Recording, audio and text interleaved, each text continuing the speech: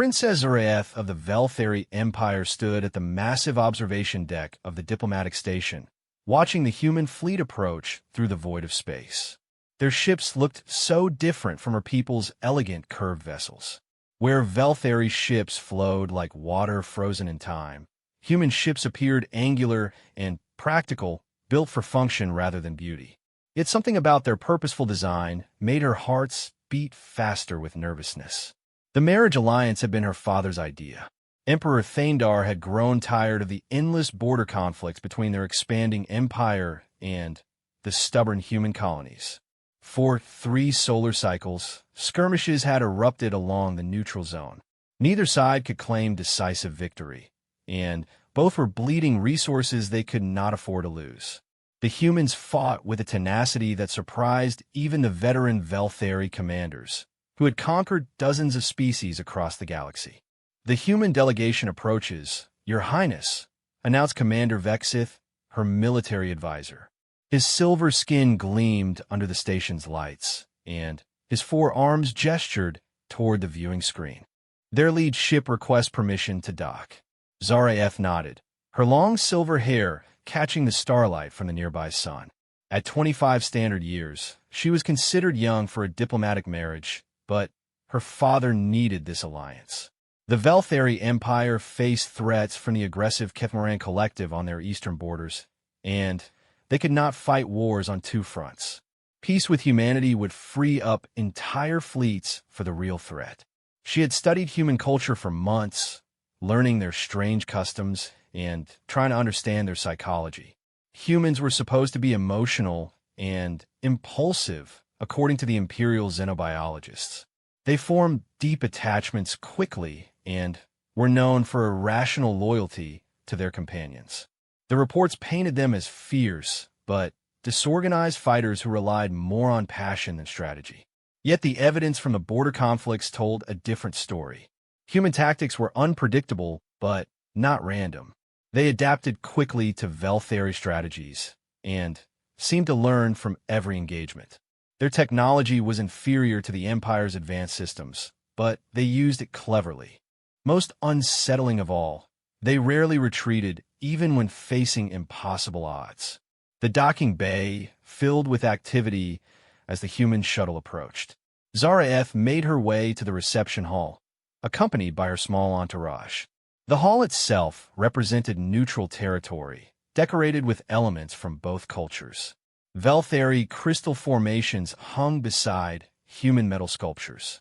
The mixture should have been harmonious, but instead it felt awkward, like 2 different songs played at the same time. Ambassador Krelthis, the chief negotiator, briefed her one final time as they walked. "Remember, Your Highness, humans value what they call authenticity. They distrust elaborate ceremonies and prefer simple, direct communication.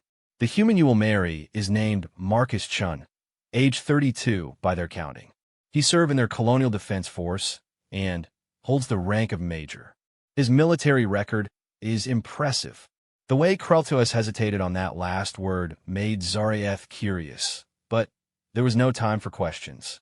The great doors opened with a soft hiss, and the human delegation entered. She had expected a group of stern military officers or perhaps scholarly diplomats. Instead, she saw a diverse group of humans wearing simple but well-tailored uniforms. At their head walked a man who immediately captured her attention. Marcus Chun stood slightly shorter than most Velthari, but his presence filled the room. His dark hair was cut short in military fashion, and his brown eyes held an alertness that reminded her of a predator at rest. What struck her most was his calm. While her own hearts raced with nervous energy, he appeared completely relaxed. He studied the room with quick glances that she suspected missed nothing, but his face showed only polite interest. When their eyes met, he offered a small smile that somehow managed to be both respectful and genuine. "Your Highness," he said, stepping forward and offering a bow that was properly respectful without being submissive.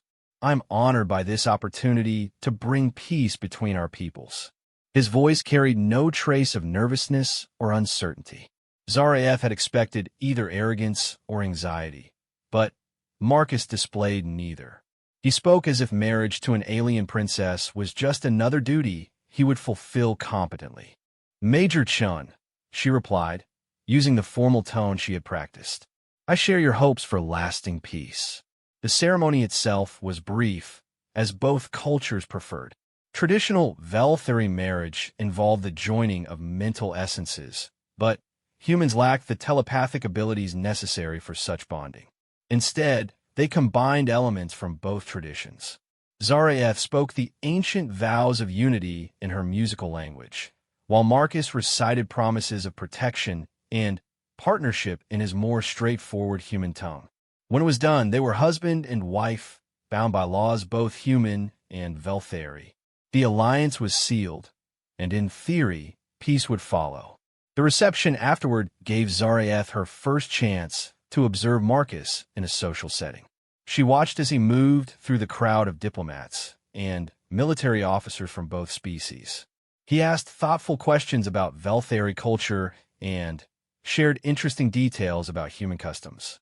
Several times, she caught him listening more than speaking, drawing information from others without seeming to interrogate them. "You study people," she observed when they found themselves alone at the refreshment table. Marcus paused in reaching for a glass of water. "Is it that obvious?" "To me, perhaps. I have been studying your people as well." She selected a crystal cup filled with Velthari nectar. "Your files say you are a soldier." "I am." He took a sip of water and glanced around the room. "But soldiers who survive learn to understand people. Enemies, allies, civilians caught in between. Understanding motivations can be the difference between success and failure." "And what do you understand about me?" she asked, surprised by her own boldness. Marcus considered her question seriously. "You are intelligent and observant. You care deeply about your people's welfare, enough to marry a stranger for their benefit. You're nervous about this arrangement, but hiding it well. And you are wondering whether you can trust me." The accuracy of his assessment startled her. "And can I trust you? I hope you will decide that for yourself in time." He set down his glass and turned to face her directly. "But I will tell you this. I take my commitment seriously. This marriage may have begun as a political necessity, but I intend to honor it completely." Before Zaraeth could respond, alarms began blaring throughout the station. The lights shifted to emergency red, and announcements echoed in both languages. Commander Vexith's voice cut through the chaos, calling for immediate evacuation to defensive positions. Keth Moran fleet, detected approaching at high velocity, came to report over the communication system. Multiple battle groups, estimated arrival in 20 minutes. The reception hall erupted in controlled panic as diplomats and officials moved quickly toward evacuation routes. Zaraeth felt her blood turn cold. The Keth Moran Collective had chosen this moment to strike, perhaps hoping to catch both human and Velthari fleets in one devastating attack. Marcus immediately moved to her side, his entire demeanor transformed. The polite, diplomatic mask vanished, replaced by focused intensity she had only glimpsed before. "Where's your security detail?" he asked. "Commander Vexith will coordinate my protection," she replied, looking around for her military advisor.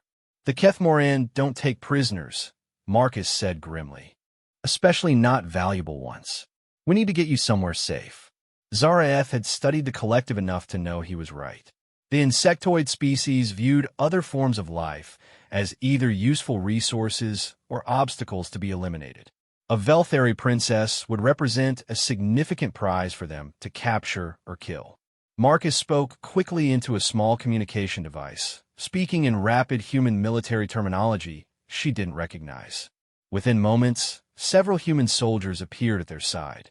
They moved with the same focused intensity as Marcus, creating a protective formation around Zaraeth without making it obvious to the panicking crowd.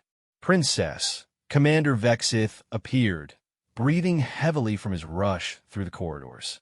"The Emperor's orders are clear. You must evacuate immediately." "Agreed," Marcus said, "but the evacuation routes will be crowded and vulnerable. The Keth Moran will target the escape pods and shuttle bays first." Vexith's 4 eyes narrowed. You presume to give tactical advice to the Veltheri military? I presume to keep my wife alive, Marcus replied calmly, which is now my highest priority. The word wife hung in the air between them. Zaraeth realized that something fundamental had changed in that moment. This was no longer a political arrangement to Marcus. She had become someone he was responsible for protecting. The human is correct, she said, making a decision. What do you recommend, Major? Marcus gestured toward a maintenance corridor she hadn't noticed before. Service tunnels. They won't be on standard evacuation routes, which means they'll be less crowded and less obvious targets. My people have already scouted a path to a secure area of the station. Commander Vexith looked unhappy, but nodded. Lead the way. They moved quickly through corridors that grew narrower and more utilitarian as they left the diplomatic sections behind. Marcus led with confident strides, while his soldiers maintained watchful positions around the group. Zaraeth found herself impressed by their coordination. They communicated with subtle gestures and seemed to anticipate each other's movements. How do you know these passages so well? She asked Marcus as they navigated a particularly tight turn. We've been here 3 days, he replied. Standard practice is to learn alternate routes through any building you might need to defend or escape from. The methodical nature of his preparation struck her. While the diplomats had focused on ceremonies and negotiations, Marcus had been planning for contingencies. She wondered what other preparations he had made.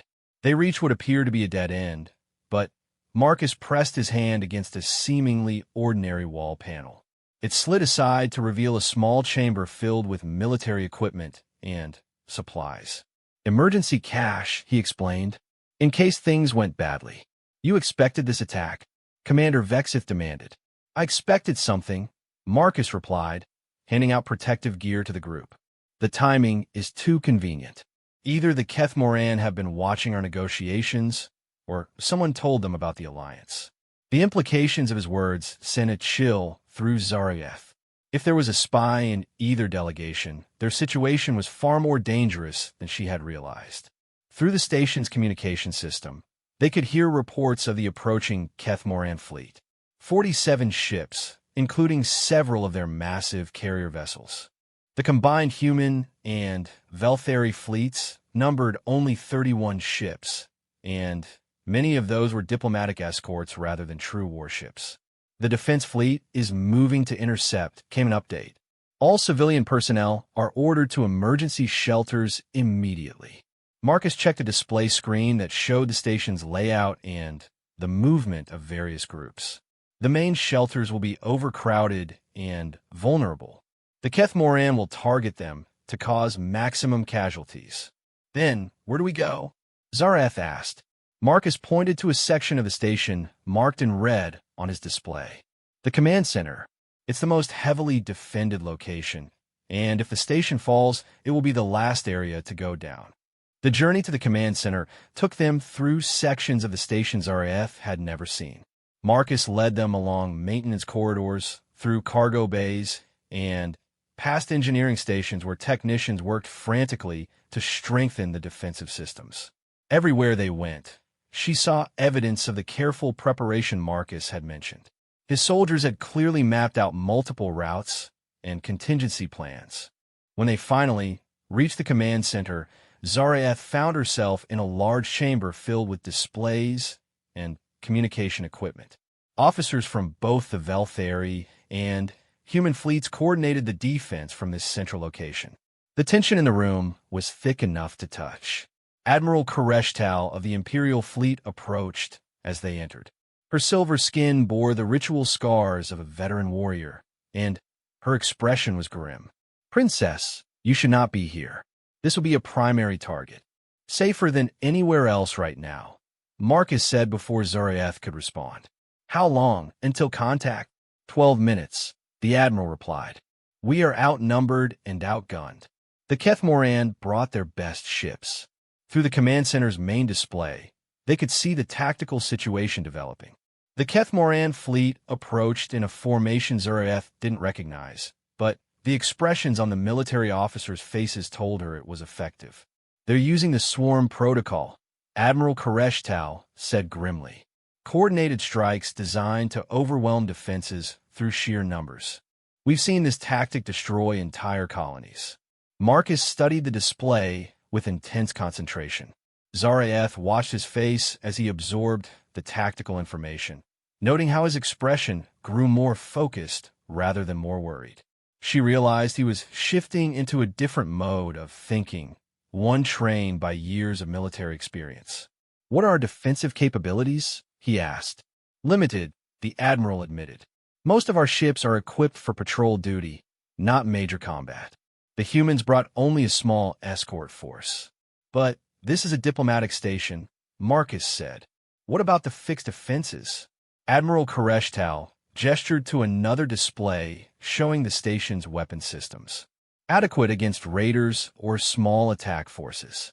Insufficient against a full battle fleet." Zaraeth felt a growing sense of dread as she absorbed the situation. The marriage alliance that was supposed to bring peace had instead made both species vulnerable to their common enemy. The Kethmoran had timed their attack perfectly, catching both fleets in a compromised position. "Contact in 8 minutes, reported technician. The command center buzzed with activity as officers coordinated the defense. Orders flew in multiple languages as ships moved into position. On the displays, Zaraeth could see the human and Velthari vessels forming a protective formation around the diplomatic station. Marcus continued to study the tactical displays, but now he was also watching the officers and their coordination. Zaraeth noticed his expression growing more troubled, not because of the enemy threat, but because of something he was observing about their own forces. "Admiral," he said quietly, "may I suggest something?" Admiral Koreshtal looked surprised, but nodded. "Speak." "Your formation is too rigid. The Kethmoran Swarm Protocol is designed to exploit predictable defensive patterns. If we maintain standard formations, they will overwhelm us exactly as they plan to." The Admiral's expression hardened. "Major, you may be married to our princess, but you do not command Velthari forces." "I'm not trying to command anyone," Marcus replied calmly. "I'm trying to keep my wife alive, which requires keeping this station intact." The words hung in the air as the final minutes ticked down toward contact. Zaraeth found herself caught between her loyalty to her people's military traditions and her growing respect for Marcus's tactical insights. "Contact in 3 minutes," came the announcement. On the displays, the Kethmoran fleet completed its approach formation. Their ships moved with insectoid precision, each vessel perfectly positioned for maximum impact. Zaraeth had never seen anything so beautiful and terrifying at the same time. Marcus stepped closer to the tactical display, his attention completely absorbed by the developing battle. Zaraeth realized she was about to witness something that would change everything she thought she knew about her new husband. The first shots were fired as Kethmoran long-range weapons reached out across the void toward the defensive fleet. The battle for the diplomatic station, and quite possibly the future of the Alliance, had begun. The first Kethmoran plasma bolts lit up space like deadly fireworks. Zaraeth watched in horror as the massive energy weapons reached across the void toward the defensive fleet.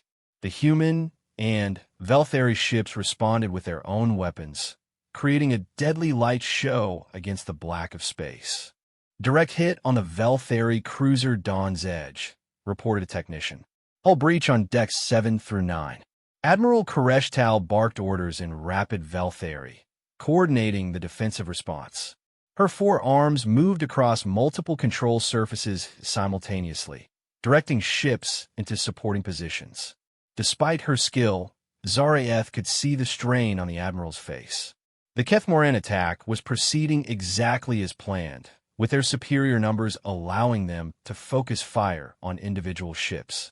Marcus stood beside the main tactical display, his hands clasped behind his back as he studied the developing battle. His calm presence somehow made Zaraeth feel less panicked, even as explosions bloomed across the view screen.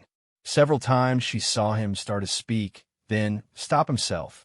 The human destroyer Defiance is taking heavy fire, came another report. Captain Rodriguez requests permission to fall back.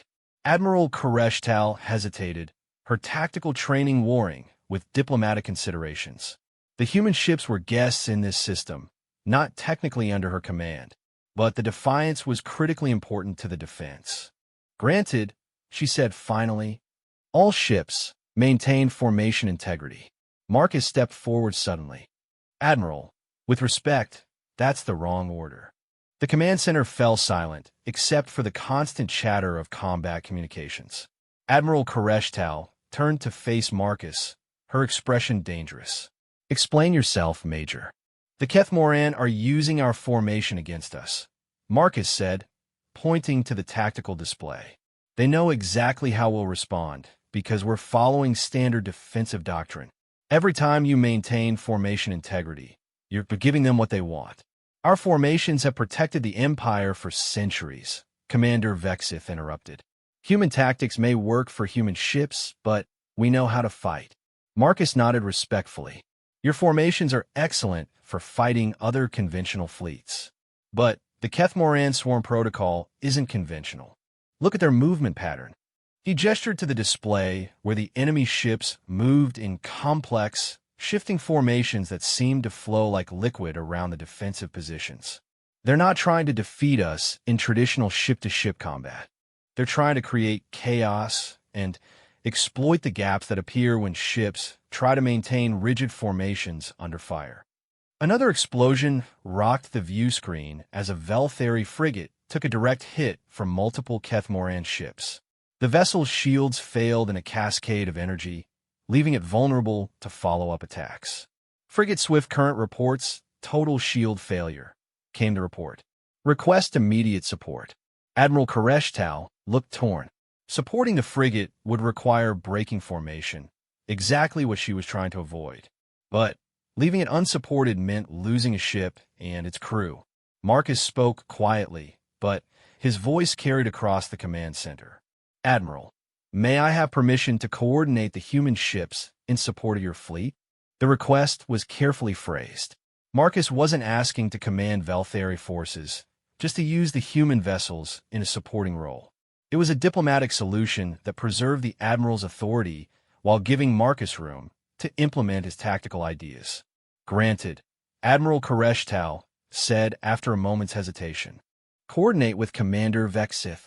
Marcus immediately moved to the human section of the command center, where Captain Sarah Walsh was coordinating the human fleet's response. Zariev followed, curious to see how he would handle the tactical situation. Sarah, Marcus said, using the informal address that surprised Zariev. We need to change our approach. I was wondering when you'd speak up, Captain Walsh replied.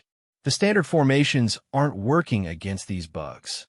Marcus quickly outlined his assessment of the Kethmoran tactics, using the tactical display to show how their swarm formation was designed to exploit defensive rigidity. Captain Walsh listened intently, occasionally nodding as she recognized patterns in the enemy movement. So what do you recommend? She asked. Controlled chaos, Marcus said. We use our ships as mobile support units instead of fixed defensive positions. When a Veltheri ship comes under concentrated fire, we hit the attackers from unexpected angles, then withdraw before they can coordinate a response. That's going to require precise timing, Captain Walsh warned, and excellent communication with the Veltheri ships. Marcus glanced back at Commander Vexith, who had been listening to their conversation. Commander, can your ships coordinate with ours on rapid tactical changes? Vexith's expression was skeptical. Veltheri crews trained for coordinated fleet actions, not improvised tactics. Then, we'll keep it simple, Marcus said. He turned back to the tactical display and began outlining a basic pattern. When your ships identify incoming concentrated fire, they transmit a standard distress frequency. Our ships respond by attacking the source of that fire from the flanks. Your ships maintain course and formation, we handle the disruption. It was elegant in its simplicity. The Veltheri ships could continue using their traditional tactics, while the human ships provided mobile support that didn't require complex coordination. Admiral Koreshtal had been monitoring their conversation. Major Chun, you may implement your coordination with human ships. Commander Vexith will relay the frequency protocols to our fleet. The change in tactics took effect almost immediately. When the next wave of Kethmoran attacks focused on the Veltheri cruiser Morningstar, 3 human destroyers swept in from different angles, disrupting the coordinated fire and forcing the enemy ships to break their formation. The Morningstar survived what should have been a devastating attack. Kethmoran formation is adapting, reported a technician. They're increasing dispersion to account for the flank attacks. Marcus nodded, having expected this development. They're good at adaptation, but every change costs them coordination. Sarah, start randomizing the response patterns. Don't let them predict our movements. Zareth watched in fascination as the battle's rhythm began to change. The Kethmoran had started with overwhelming tactical advantages, but now they were being forced to react to human unpredictability. Their precise formations became looser as they tried to guard against attacks from multiple directions. Human ship Perseverance reports successful strike on Kethmoran heavy cruiser. Came an excited report. Target showing significant damage. The first major success against a large enemy ship brought cheers from the human section of the command center. Even some of the Veltheri officers allowed themselves small smiles. But Marcus remained focused on the tactical display, already planning the next phase of the battle. Admiral, he said, approaching Admiral Koreshtal, the Kethmoran are starting to spread their formation to counter our tactics. That creates an opportunity. Explain, the Admiral commanded. Marcus highlighted a section of the enemy formation that had become stretched as the Kethmoran ships moved to avoid flank attacks. Their center is weaker now. If we coordinate a concentrated strike, we might be able to punch through their line. Admiral Koreshtal studied the display carefully. The opportunity was real, but it would require perfect timing and coordination between human and Veltheri forces. The risk is considerable. If the attack fails, we will have committed our strongest ships to a position where they can be overwhelmed. Yes, Marcus agreed. But if we continue the current pattern, we'll slowly lose ships to attrition. The Kethmoran still have numerical superiority. We need to change the dynamic of the engagement. The Admiral looked around the command center, taking in the opinions of her officers through subtle glances and gestures. Zarieth recognized the moment of decision that military commanders faced in battle. Stay safe and probably lose slowly, or take a risk that might win or lose quickly. Coordinate the attack, Admiral Koreshtal decided. All human ships will support the strike. The next few minutes passed in intense preparation as both fleets repositioned for the coordinated assault. Marcus worked with Captain Walsh and Commander Vexith to ensure that every ship understood its role in the attack. The timing had to be precise, with human ships providing cover while Veltheri heavy cruisers delivered the main strike. All ships report ready, Commander Vexith announced. Execute, ordered Admiral Koreshtal. The combined fleet surged forward in a coordinated attack that was unlike anything Zareth had ever seen. Veltheri ships used their superior shielding and weapons to punch through the weakened center of the Kethmoran formation, while human ships darted around the flanks to prevent enemy reinforcement. The precision of the coordination was beautiful and terrible at the same time. Direct hits on multiple Kethmoran vessels, reported a technician. Were breaking through their line. For a moment, victory seemed possible. The Kethmoran formation was fracturing under the unexpected assault, and several of their ships were showing significant damage. But then the enemy revealed why they were considered one of the most dangerous species in the galaxy. New contacts detected. Came an urgent report. Kethmoran reinforcement fleet approaching from the outer system. The tactical display updated to show 20 additional Kethmoran ships emerging from stealth positions near the system's outer planets. They had been waiting, allowing the defenders to commit to an attack before revealing their true numbers. It was a trap, Admiral Koreshtal said grimly. They wanted us to break formation and attack. The situation had reversed in seconds. Instead of achieving a breakthrough, The combined fleet was now extended and vulnerable to attack from two directions. The Kethmoran reinforcements were moving to cut off their retreat, while the original fleet regrouped to press their advantage. All ships withdraw to defensive positions, Admiral Koreshtal ordered. But Marcus was still studying the tactical display, his expression intense. Admiral, wait. Major, we must retreat before they complete the encirclement. Look at their positioning, Marcus insisted. The reinforcements are moving to cut us off, but they're not coordinated with the main fleet yet. There's a window. Zaraeth followed his gaze to the display and saw what he meant. The Kethmoran reinforcements were approaching at high speed, but they wouldn't be in optimal position for several minutes. During that window, the enemy would actually be more vulnerable than the defenders. You're suggesting we press the attack? Admiral Koreshtal asked in disbelief. I'm suggesting we finish what we started, Marcus replied. Their main fleet is damaged and disorganized. If we can break them completely before the reinforcements arrive, we might be able to deal with each group separately. It was an incredibly risky proposal. Everything depended on timing and the assumption that they could defeat the main Kethmoran fleet quickly enough to reposition for the reinforcements. If they failed, the entire defensive force would be destroyed. Commander Vexith spoke up from his position. Major, this is beyond aggressive. This is suicidal. Marcus turned to face the commander directly. Sir, with respect, everything about this situation is suicidal. The Kethmoran brought more ships than we expected, and they planned this trap carefully. We're going to lose if we fight defensively. He gestured back to the tactical display. But they made one mistake. They revealed the reinforcements too early. If they had waited 5 more minutes, we would have been completely trapped. Instead, they gave us a chance.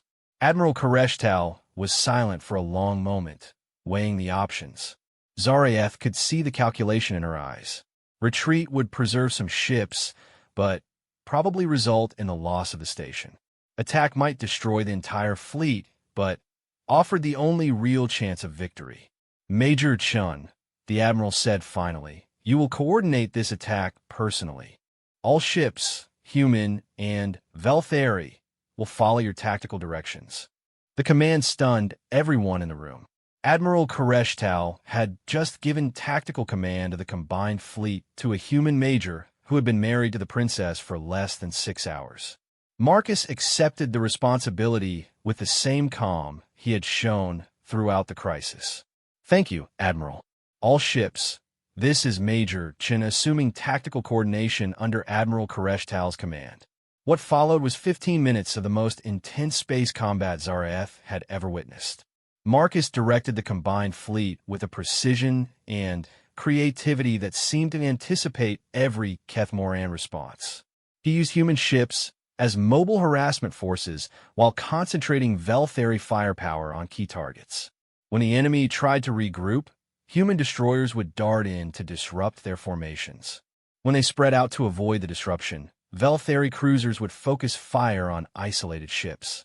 Kethmoran command ship showing critical damage, reported a technician. Press the attack on the command vessel, Marcus ordered.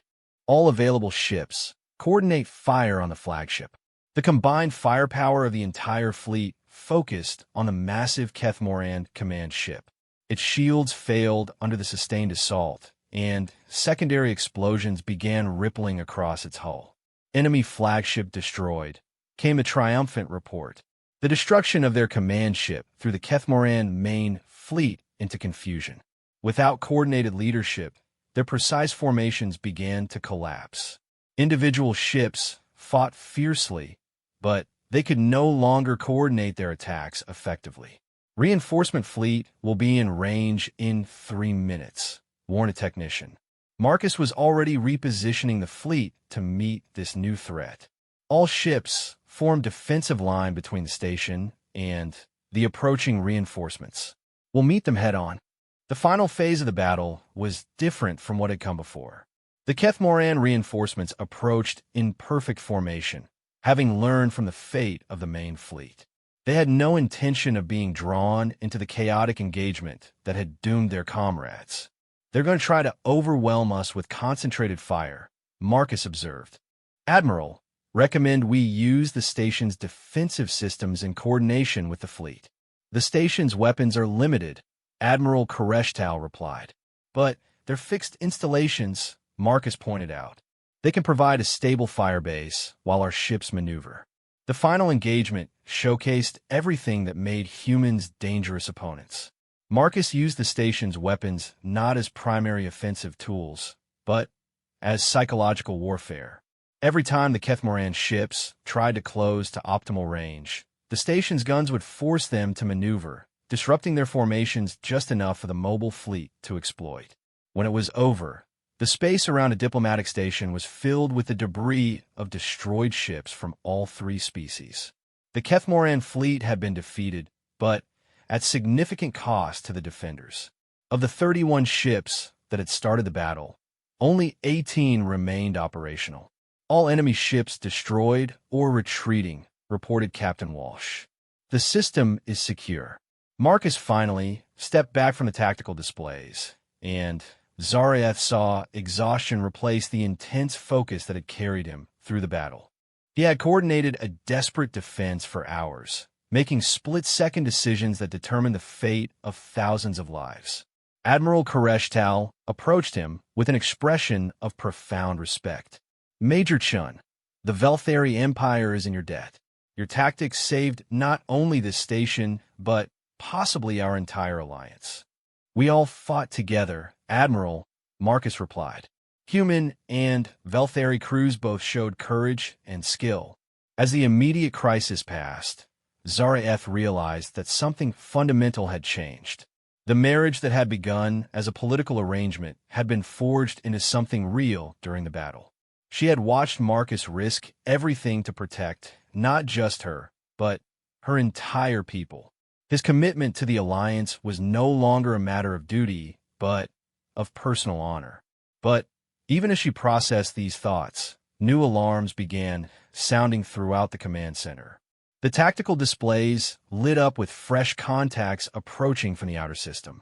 Multiple ships approaching, reported a technician. Configuration unknown. Marcus moved back to the displays, his exhaustion forgotten. How many ships? 67 vessels, and counting, came the reply. They're massive, Admiral. Larger than anything in our databases. Admiral Koreshtal's expression grew grim as she absorbed the implications. The Kethmoran attack was not their main force.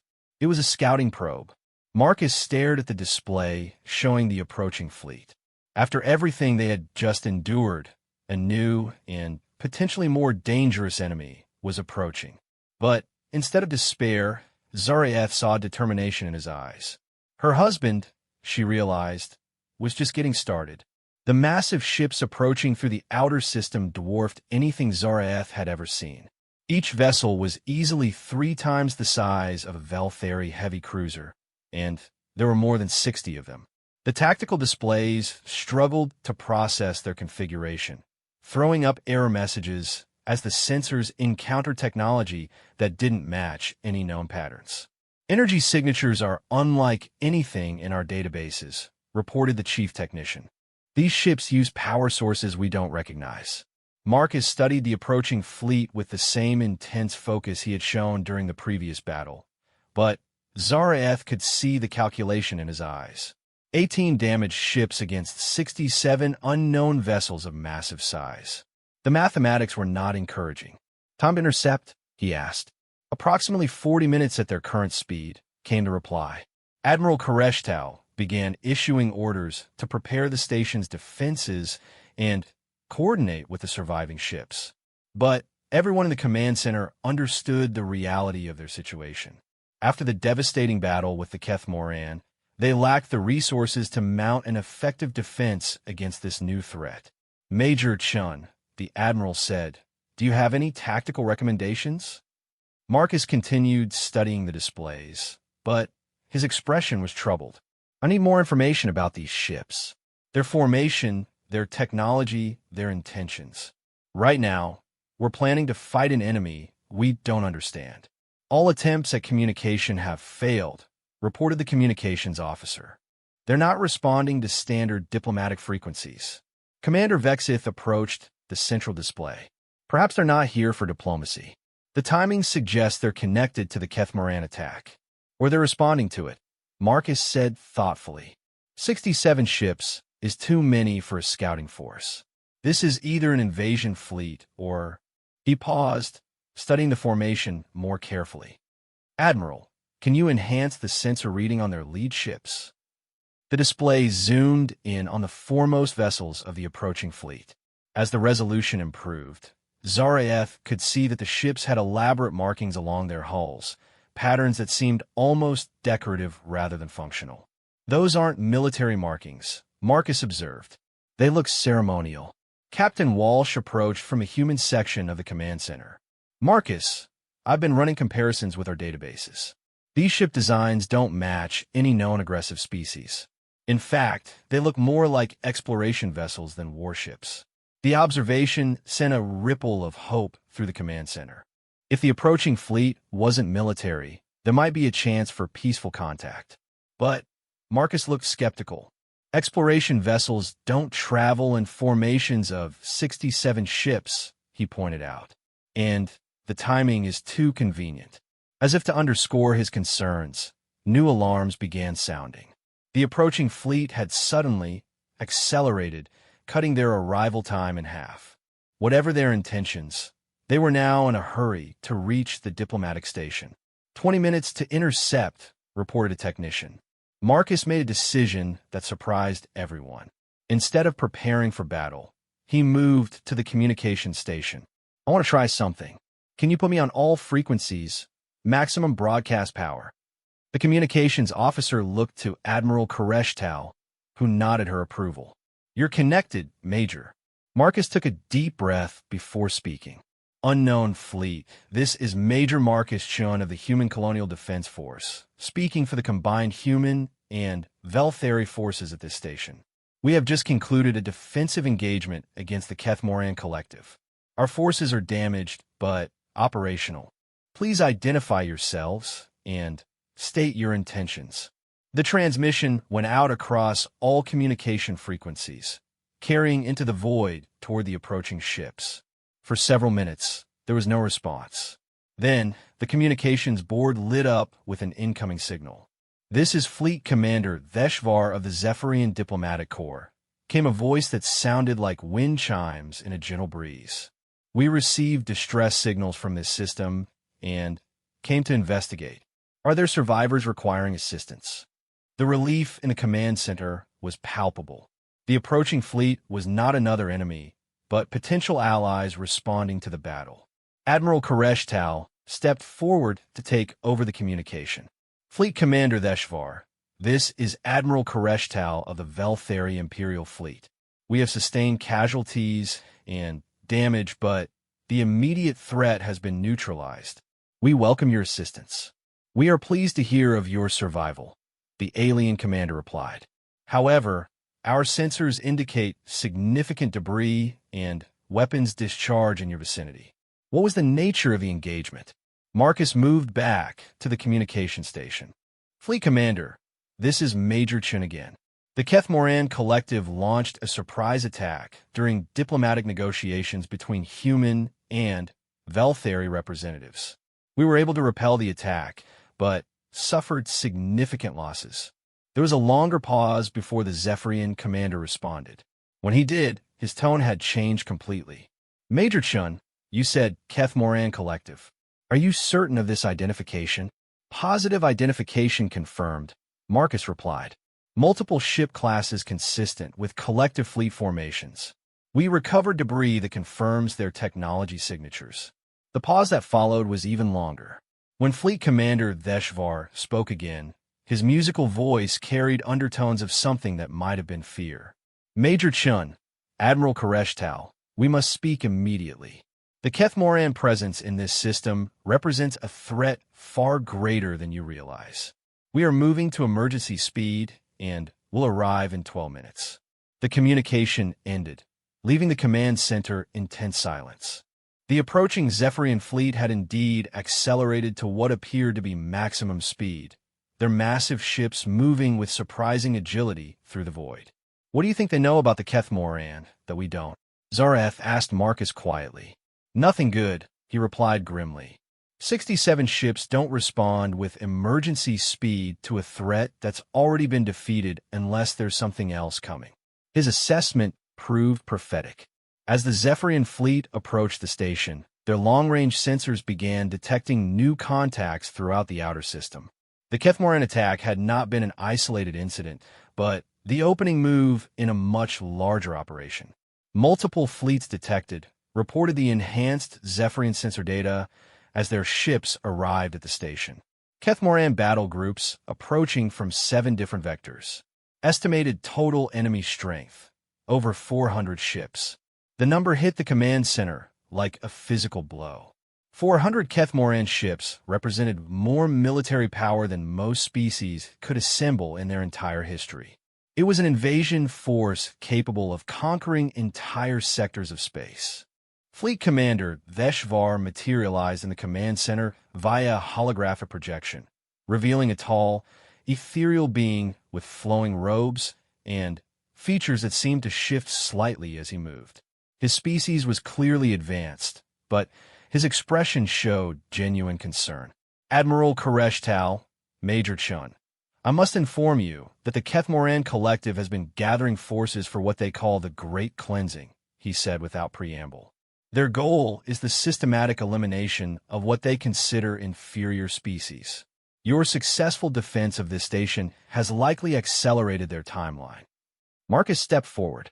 "Fleet Commander, what's the defensive situation? Can the combined Velthari and Zephyrian fleets hold them off?" "Alone, no," Veshvar admitted. "Even with our 100 ships, combined with your survivors, we are still outnumbered more than 3 to 1. However, we are not alone." The holographic display expanded to show a broader view of the local star systems. Dozens of fleets were moving through hyperspace toward their position, representing species that Zaraeth had barely heard of. "The Kethmoran threat has finally united the fractured species of this sector," Veshvar explained. 37 different civilizations have committed fleets to what we're calling the Defensive Alliance. Your marriage between human and Velthari representatives has become a symbol of the cooperation necessary to survive. Zaraeth felt the weight of unexpected responsibility. What had begun as a political arrangement to end border conflicts had somehow become the foundation for the largest military alliance in recent galactic history. "How long until the other fleets arrive?" Admiral Koreshtal asked. "The first reinforcements will arrive in 6 hours," Veshvar replied. "The main body of the Alliance fleet will not be here for 18 hours. The Kethmoran will arrive in 14 hours. The timing created a window of vulnerability where they would face the enemy assault with incomplete forces. Marcus was already studying the tactical implications. "Fleet Commander, can you share detailed specifications on the Allied ships? Their capabilities, weapons, defensive systems?" "Of course.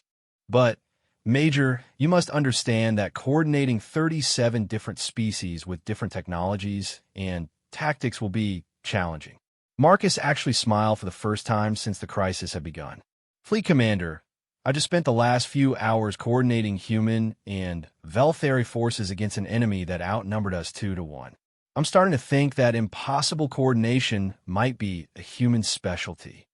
Over the following hours, Zaraeth watched her husband transform from a diplomatic participant into the strategic coordinator of the largest defensive operation in galactic history. Representatives from arriving allied species deferred to his tactical expertise, recognizing that he had already proven his ability to coordinate diverse forces against the Kethmoran threat. The allied fleet that assembled around the diplomatic station was unlike anything that had ever existed. Ships from dozens of species, each with different technologies and capabilities, formed a defensive network that stretched across the entire inner system.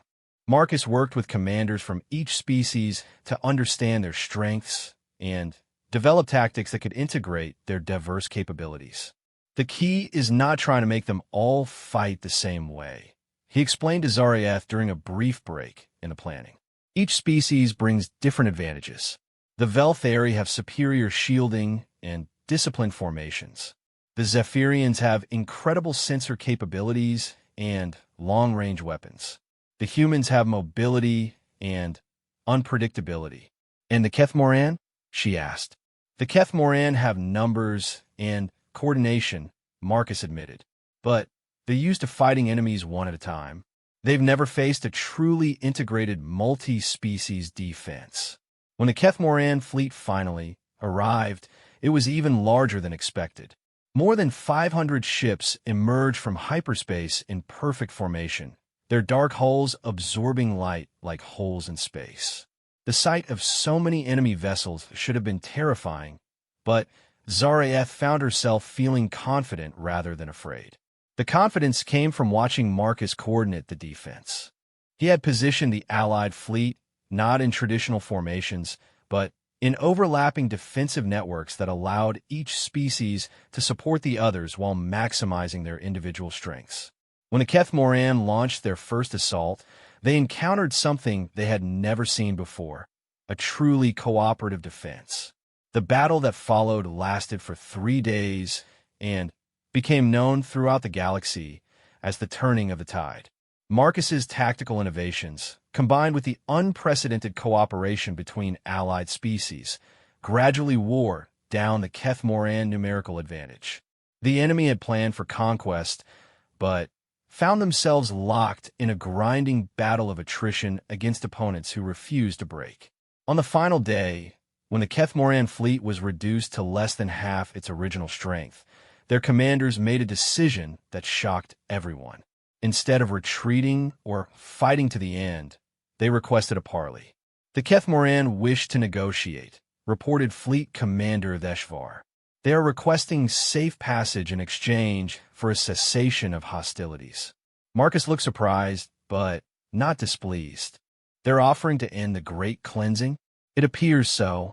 The scale of organized resistance has convinced them that their expansion plans are no longer viable. Admiral Koreshtal approached the communication station. Major Chun, as the tactical coordinator of this defense, the decision of how to respond falls to you. The responsibility was enormous. Marcus could demand unconditional surrender, continue the battle until the Kethmoran were completely destroyed, or negotiate some form of peace agreement. His decision would affect the lives of billions of beings across dozens of star systems.